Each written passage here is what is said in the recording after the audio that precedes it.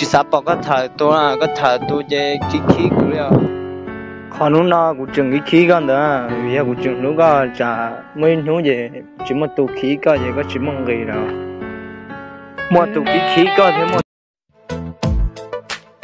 chỉ có人生有路到这途，只有主耶稣有价值不存来，古莫该代答莫能结古神，把知道。早给路，我古莫头高，早知道以后不要。Một ngày vui vẻ nha. Hôm nay mình đi gặt lúa. Đến nhà các bạn gặt lúa chưa? Nhà mình gặt lúa rồi đây. Hôm nay mình đi gặt lúa nhưng mà mình đi muộn quá. Bây giờ chắc đến nơi chắc họ không cần mình làm nữa quá. Nhưng mà có việc nên là đi muộn tí cũng không sao.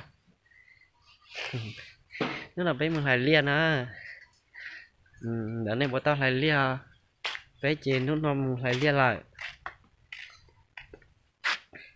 Nhớ chế thì chế niên nó mua nụ lên nó ra nhưng chỉ tao nhớ theo để chỉ tao nhớ mình chỉ thế mà giờ thì nhớ chế nó chế thật đến mua nụ chế thế tao mua thế sơ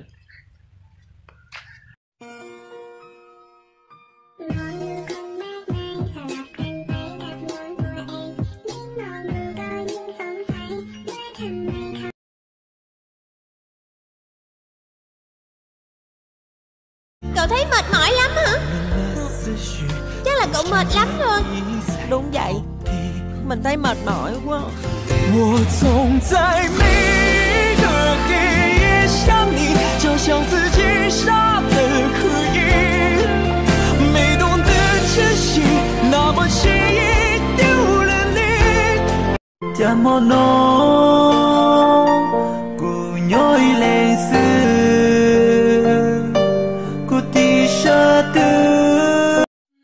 Dẫu sao lần suốt đêm không quên đi ngày tháng buồn, rằng người ta mãi thương hay cũng đã mỗi người một phương, nàng còn hay nhớ trong khi xưa ta đã.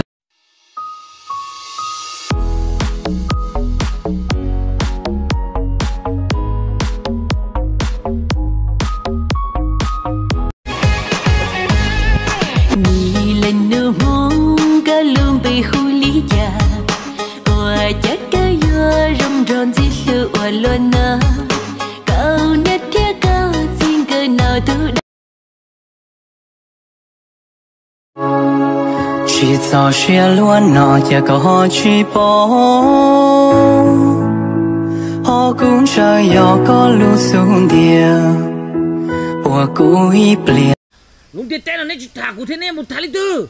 Nó dẫn chết vào con đấy nó nhảy dao nè, các bạn nó cái này cái theo cái chuyện này nè, ít xin trâu ít tu ít ít tu nè, hết chỉ là chuyện như vậy, không có nhiều ăn đâu, chứ không có nhiều ăn chơi nè, ít tu nhiều con nữa, chứ không thấy con sự cần thiết là ít chỉ nhiều con liệu.